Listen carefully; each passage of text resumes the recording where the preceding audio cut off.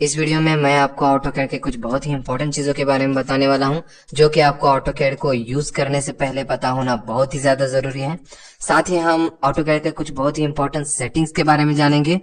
तो अगर आप ऑटोकैड को अच्छे से सीखना चाहते हो तो ये वीडियो जरूर देखिए। तो चलिए अब स्टार्ट करते हैं। सबसे पहले मैं आपको ऑटोकैड के वर्जन्स के बारे में बताना चाहूंगा। आपको पता ही होगा कि ऑटोकैड ये ऑटोडेस्क का एक प्रोडक्ट है। ऑटोडेस्क एक अमेरिकन कंपनी है जो कि हर साल एक ऑटोकैड का नया वर्जन रिलीज करती है। तो आपको कोई भी वर्जन अवेलेबल है वो यूज कर सकते हो आप, क्योंकि सारे वर्जन्स में जो वर्किंग है वो सेम है। तो आप कोई भी वर्जन ऑटोकैड का यूज कर सकते हो। सिर्फ आपको थोड़ा सा यूजर इंटरफेस में डिफरेंस मिलेगा। तो यूजर इंटरफेस आप मैनेज कर सकते हो, ज्यादा कोई प्रॉब्लम नहीं आती है। सारे काम आप शॉर्टकट से यूज कर सकते हो। सारे टूल बार सेम है, सारे कमांड सेम है। तो कोई भी वर्जन यूज कीजिए, कोई भी आपको प्रॉब्लम नहीं आने वाली। जैसे कि आपने बहुत बार ऑटोकैड क्लासिक वर्जन के बारे में सुना होगा। बहुत सारे लोग यूज करते हैं क्लासिक वर्जन, क्योंकि उसमें काम करना थोड़ा सा आपको फास्ट होता है। तो मैं उसको भी दिखा देता हूँ आपको। तो देखिए कुछ इस तरह का क्लासिक वर्जन होता है। तो यहाँ पर देखिए जो वर्जन है वो क्लासिक वर्जन है। इसमें जो टूल बार्स है वो लेफ्ट साइड में दिखाए गए हैं, एक लाइन से दिखाए गए हैं। आप कभी भी उसे यूज कर सकते हो। सारे आइकॉन्स आपको छोटे छोटे नजर आ रहे हैं इस वर्क स्पेस में। तो इसलिए आपका जो वर्किंग एरिया है, यहाँ पर जो वर्किंग एरिया है वो थोड़ा बड़ा आपको प्रोवाइड हो जाता है। तो आप इस एरिया में ड्राइंग बना सकते हो। बहुत सारे लोग ये वर्जन यूज करते हैं, क्लासिक वर्जन। आप अगर 2018 भी यूज करते हो उसमें भी आप क्लासिक वर्जन यूज कर सकते हो। बस आपको थोड़े से मैन्युअली सेटिंग्स करने पड़ेंगे। मैं इसके बारे में वीडियो बनाने वाला हूं, और कि आपको ऑटोकैड 2018 को क्लासिक वर्जन में कैसे कन्वर्ट करना है इसके बारे में मैं वीडियो बनाऊंगा आगे। तो आप वो वीडियो देख सकते हो। फिलहाल हम आगे बढ़ते हैं। सबसे पहले हम ऑटोकैड के वर्क स्पेसेस के बारे में जानते हैं। तो वर्क स्पेस क्या होता है?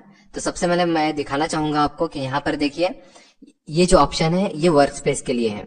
अगर आप इस पर क्लिक करते हो तो यहाँ पर आपको जनरली 3 वर्क स्पेस मिलेंगे: drafting and annotation, 3D basics and 3D modelling. ये तीनों वर्क स्पेस आप यूज कर सकते हो। अगर आप ओल्ड वर्जन ऑटोकैड का यूज करते हो तो आपको यहाँ पर और एक ऑप्शन मिलेगा, क्लासिक वर्जन। तो यहाँ पर फोर्थ ऑप्शन ऑटोकैड क्लासिक भी होता है, वो ओल्डर वर्जन में। 2018 में वो क्लासिक नहीं है। ठीक है। तो अब मैं बताना चाहूंगा आपको कि ये वर्क स्पेस होता क्या है। तो ये जो आपका जो ऑटोकैड का ये जो इन्वायरमेंट क्रिएट हुआ है यहाँ पर, उसे बोलते हैं वर्क स्पेस। तो यहाँ पर जो टूल बार्स और मेन्यू बार्स जो अरेंज किए हुए हैं ये हमारे वर्क स्पेस के हिसाब से अरेंज किए हुए हैं। तो वर्क स्पेस जनरली हम जिस टाइप का काम करना चाहते हैं, समझो आप 2D काम करना चाहते हो या फिर 3D काम करना चाहते हो, तो उसके हिसाब से आपको वर्क स्पेस को चूज करना है।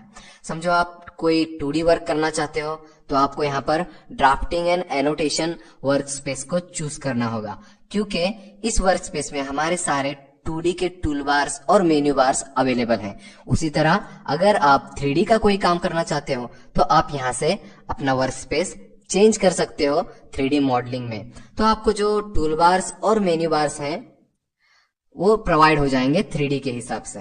तो यहाँ पर देखिए 3D के टूल बार्स अवेलेबल हो गए हैं। जो एनवायरनमेंट क्रिएट हो गया है वो 3D के लिए परफेक्ट है। तो इस तरह से आप 3D वर्क स्पेसेस को यूज कर सकते हो। तो मैं फिर से यहाँ पर चेंज कर देता हूँ ड्राफ्टिंग एंड एनोटेशन। तो इस तरह से आप इस ऑप्शन को यूज कर सकते हो, ड्राफ्टिंग एनोटेशन। और यहाँ पर एक और ऑप्शन है, यहाँ पर नीचे अगर आप देखते हो यहाँ पर टोगल कीज के यहाँ पर, तो आपको एक गियर का सिंबल मिलेगा यहाँ पर। और अगर एरो पर क्लिक करते हो तो यहाँ पर भी आप वर्क स्पेस चूज कर सकते हो। मतलब दोनों जगह से आप वर्क स्पेस को चेंज कर सकते हो यहाँ पर। तो वर्क स्पेस स्विचिंग का ये टोगल की है, यहाँ से आप वर्क स्पेस चेंज कर सकते हो। ठीक है। चलिए अब टूलबार्स के बारे में जानते हैं। तो टूलबार्स क्या होते हैं? तो देखिए यहाँ पर जो बॉक्सेस आपको नजर आ रहे हैं, ड्रॉ, मॉडिफाई, एनोटेशन, इसे कहते हैं हम टूलबार। ऑटोकैड में बहुत सारे टूलबार्स अवेलेबल किए हुए हैं। जैसे कि यहाँ पर ड्रॉ टूलबार में आपको ड्राइंग को ड्रॉ करने के लिए बहुत सारे कमांड्स अवेलेबल हैं। तो ये जो कमांड्स है ये टूलबार में है। कौन से टूलबार में है? Draw toolbar. इसी तरह मॉडिफाइड टूलबार में बहुत सारे मॉडिफिकेशन के कमांड्स अवेलेबल किए गए हैं। एनोटेशन टूलबार में एनोटेट के कुछ बहुत सारे इंपॉर्टेंट कमांड्स अवेलेबल हैं। तो इसे बोलते हैं टूलबार्स। टूलबार्स के बहुत सारे सेटिंग्स हैं। चलिए एक एक करके हम लोग जानते हैं उन सेटिंग्स के बारे में। तो सबसे पहले तो आप इस टूल बार को कभी भी यहाँ से ड्रैग करके बाहर निकाल सकते हो। देखिए मैं यहाँ पर क्लिक करके ड्रैग करता हूँ और यहाँ पर मैंने इसको यहाँ पर सेट कर दिया है। तो जैसे कि आप यहाँ पर डिस्प्ले में डायरेक्ट काम कर सकते हो, तो यहाँ पर डायरेक्ट सिलेक्ट करके यहाँ पर आप ड्रॉ कर सकते हो। आपको ऊपर जाने की जरूरत नहीं है अगर आप ड्रॉ टूल बार को यहाँ पर मूव करके सेट कर लेते हो तो ठीक है। तो इसको मैं वापस कर देता हूँ यहाँ पर। तो यहाँ पर आपको जाना है और यहाँ पर क्लिक को छोड़ देना है। तो ड्रैग करके आप इस तरह से मूव कर सकते हो इसे। यहाँ पर टूल बार में अगर इस पर क्लिक करते हो तो और भी बहुत सारे ऑप्शंस आपको अवेलेबल हैं। तो यहाँ पर आप इसको भी यूज कर सकते हो, सारे कमांड्स यूजेबल हैं। इस रिबन एरिया में आपको बहुत सारे टूल बार्स अवेलेबल मिल जाएंगे। तो चलिए नेक्स्ट जानते हैं कि यहाँ पर इस बटन के बारे में जानते हैं। यहाँ पर मिनिमाइज बटन है। अगर आप इस बटन को क्लिक करते हो तो यहाँ पर देखिए ये जो टूल बार्स है, रिबन एरिया में जो टूल बार्स है उसकी साइज जो है छोटी हो गई है। तो ये साइज कम छोटी करने के लिए यूज होता है ये एरो। अगर मैं फिर से एक क्लिक करता हूं तो और भी छोटा हो जाएगा। आप अगर यहाँ पर एरो लेकर जाते हो अपना तो यहाँ पर आपको सारे टूल बार शो करेंगे बाहर। तो इसको छोटा करके भी आप यूज कर सकते हो क्योंकि हमारे जो अभी देखिए एरिया जो है बड़ा हो गया है। आपको आपका ड्राइंग एरिया अगर बड़ा चाहिए तो आप अपने टूल बार्स को छोटा कर सकते हो, रिबन को छोटा कर सकते हो। रिबन आपको पता होना चाहिए किसे बोलते हैं। तो ये जो पूरा एरिया है, ये जो पूरा रेक्टेंगुलर एरिया है इसे कहते हैं रिबन, जिनमें हमारा टूल बार्स अरेंज है। तो इसको रिबन बोलते हैं। अगर हम इसको क्लिक करते जाएंगे तो ये छोटा छोटा होते जाएगा और फिर से क्लिक करेंगे तो बड़ा भी हो जाएगा। तो इस तरह से आप इस एरो का यूज कर सकते हो। अब देखते हैं कि टूल बार्स को अगर हाइड या फिर आपको शो करना है तो किस तरह से करेंगे। तो आपका कोई भी टूल बार हाइड हो जाता है तो उसको कैसे शो करेंगे इसके बारे में जानते हैं। तो आपको सिंपल किसी भी टूल बार पे जाकर राइट क्लिक करना है, माउस से राइट क्लिक करेंगे तो यहाँ पर आपको दो ऑप्शंस मिल रहे हैं, शो टैब्स और शो पैनल। तो शो पैनल में जाना है। देखिए यहाँ पर एक लिस्ट मिल रही है मुझे।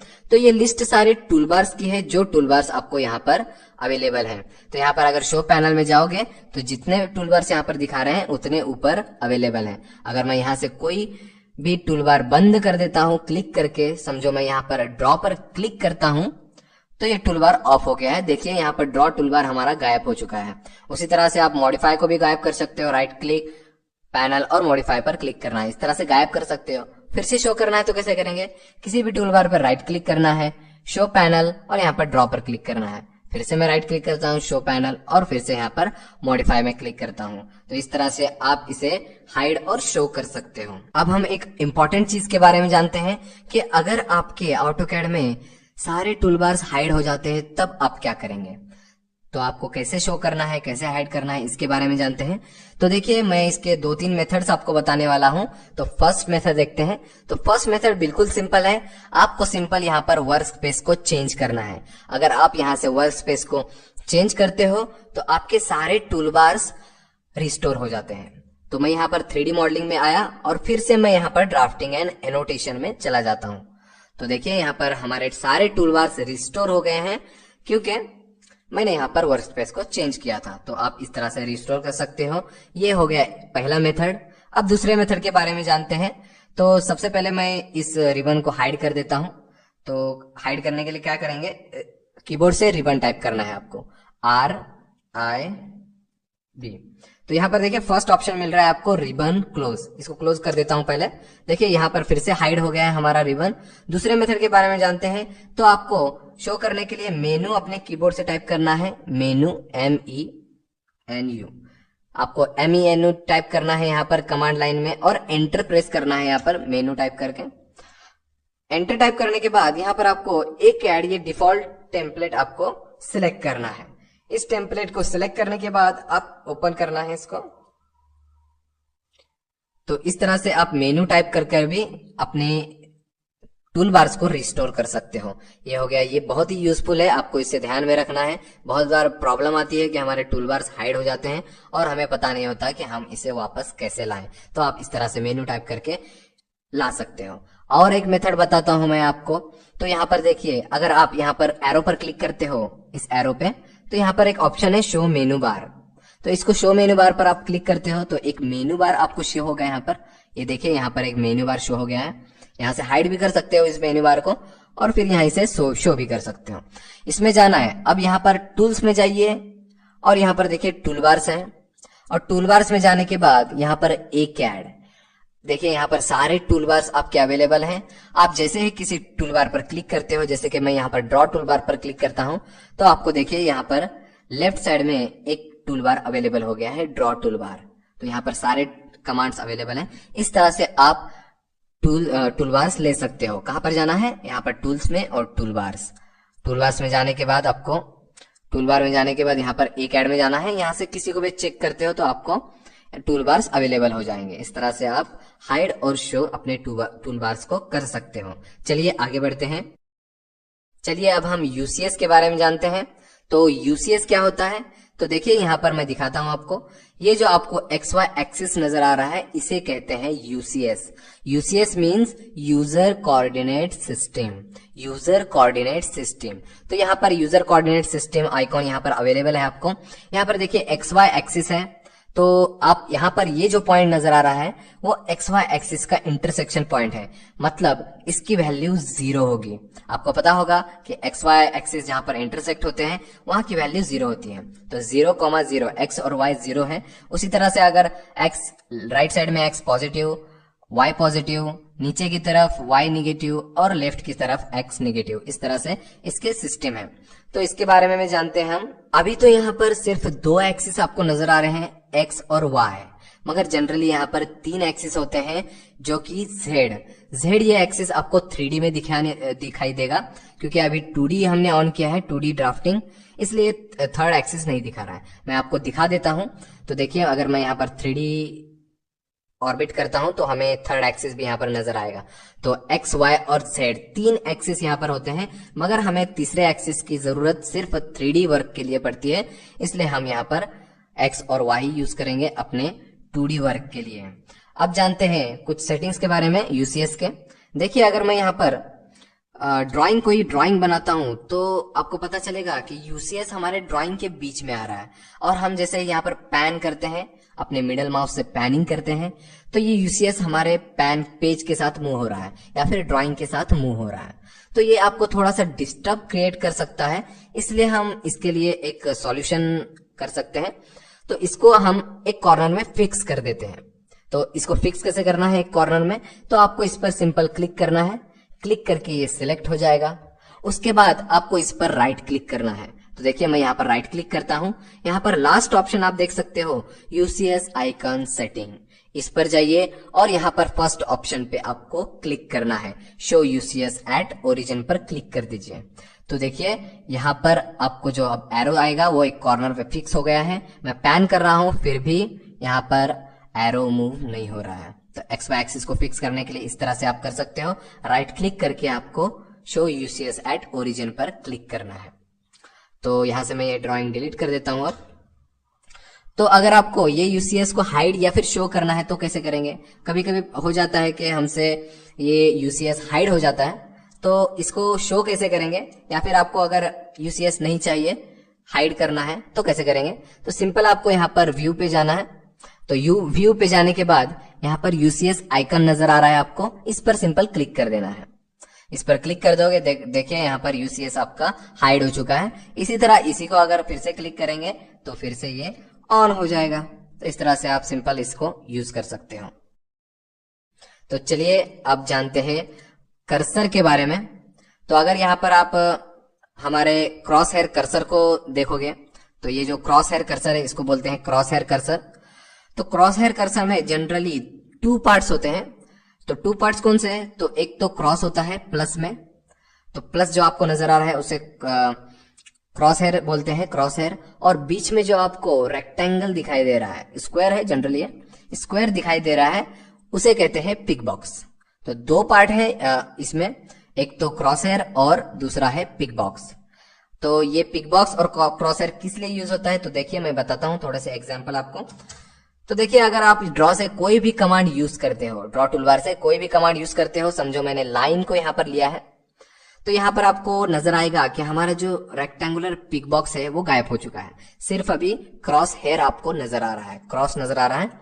तो इस तरह से आप समझ सकते हो कि हमारे ड्रॉ टूलबार से कोई कमांड एक्टिव है। तो अगर कुछ आप ड्रॉ करते हो तो इस तरह का कर्सर आपको शो करेगा, और आप अगर यहाँ पर कमांड को एंड करते हो तो फिर से आपको पिक बॉक्स और क्रॉस हेयर नजर आएंगे। अगर आप मॉडिफाइड टूलबार से कोई कमांड यूज करते हो, समझो मैं यहाँ पर ट्रिम यूज करता हूं, तो देखिए यहाँ पर सिर्फ आपको पिक बॉक्स नजर आएगा और क्रॉस हेयर नजर नहीं आएगा। तो इस तरह से दो टूलबार में दो टाइप से कर्सर सेट हो जाते हैं। तो अगर आप मॉडिफाई से कोई कमांड यूज कर रहे हो तो सिर्फ आपको पिक बॉक्स नजर आएगा। अगर डॉट टूलबार से कोई आप कमांड यूज कर रहे हो तो आपको सिर्फ क्रॉस हेयर नजर आएगा। इस तरह से क्रॉस हेयर सिर्फ नजर आएगा। तो आप इस तरह से समझ सकते हो कि हमारा कोई कमांड एक्टिव है तो आपको एस्केप करके उसे एंड करना है। ठीक है, तो इस तरह से थोड़े से सेटिंग है। अब हम जानते हैं इसके सेटिंग के बारे में। सेटिंग जनरली क्या है कि इसकी साइज, तो जो क्रॉस हेयर की साइज है और जो पिक बॉक्स की साइज है, इसको हम कम ज्यादा कर सकते हैं अपने वर्क के हिसाब से। तो इसकी जरूरत क्यों पड़ती है साइज को एडजस्ट करने की, तो मैं थोड़ा सा एक एग्जांपल बता देता हूं आपको। समझो हमारे पास एक सर्कल है, एक यहाँ पर लाइन है। अगर आपको इस लाइन को सिलेक्ट करना है तो लाइन को सिलेक्ट करने के लिए आपको क्या करना होगा कि अपने इस पिक बॉक्स को, जो रेक्टेंगुलर पिक बॉक्स है, उसको इस लाइन पर लेकर जाना होगा और उसके बाद इस पर क्लिक करना होगा। और इसी तरह सर्कल को सिलेक्ट करना है तो पिक बॉक्स को आपको यहाँ पर सर्कल पे लेके जाना होगा और फिर क्लिक करना होगा। तो इस तरह से अगर ये पिक बॉक्स की साइज छोटी होगी तो आपको सिलेक्ट करने में थोड़ी सी प्रॉब्लम आ सकती है। तो इसलिए इसकी मीडियम साइज आपको सेट करनी होगी। तो चलिए जानते हैं कि इसकी साइज कैसे सेट करते हैं। तो सबसे पहले आपको अपने माउस से राइट क्लिक करना है। तो देखिए मैंने यहाँ पर राइट क्लिक कर रहा हूं। लास्ट ऑप्शंस आपको मिलेंगे यहाँ पर राइट में, यहाँ पर लास्ट में ऑप्शंस मिलते हैं, यहाँ पर क्लिक करना है आपको ऑप्शन में। इसका शॉर्टकट भी अपने पास है, तो शॉर्टकट क्या टाइप कर सकते हो, ऑप्शंस के लिए ओपी टाइप करना है सिंपल कीबोर्ड से ओपी करना है और यहाँ पर एंटर कर सकते हो आप। तो देखिए मैंने एंटर कर दिया है। यहाँ पर ऑप्शंस का एक डायलॉग बॉक्स ओपन हो चुका है। देखिए यहाँ पर सेटिंग्स का ऊपर है। तो देखिए यहाँ पर अगर आप सिलेक्शन इस विंडो पर जाते हो, इस टैब पर जाते हो, तो यहाँ पर आपको दिखेगा पिक बॉक्स साइज। तो पिक बॉक्स साइज यहाँ पर दिखा रहा है, आप सिंपली इसको स्लाइड करके इसकी साइज एडजस्ट कर सकते हो। देखिए ज्यादा बड़ा भी नहीं रखना है और ज्यादा छोटा भी नहीं, मीडियम साइज इतना आप रख सकते हो। तो यहाँ पर सिलेक्शन में ये ऑप्शन है।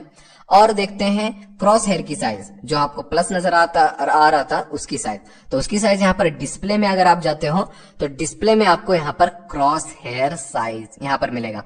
तो आप यहाँ से सिंपल स्लाइड करके इसको बड़ा या छोटा कर सकते हो। जनरली ये 15 to 25 के आसपास हम लोग रख सकते हैं। फिलहाल मैं 18 रख देता हूं। तो इस तरह से आप क्रॉस हेयर और पिक बॉक्स को साइज सेट कर सकते हो। यहाँ पर मैं ओके कर देता हूं। यहाँ पर हमारे सेटिंग्स हो गए हैं।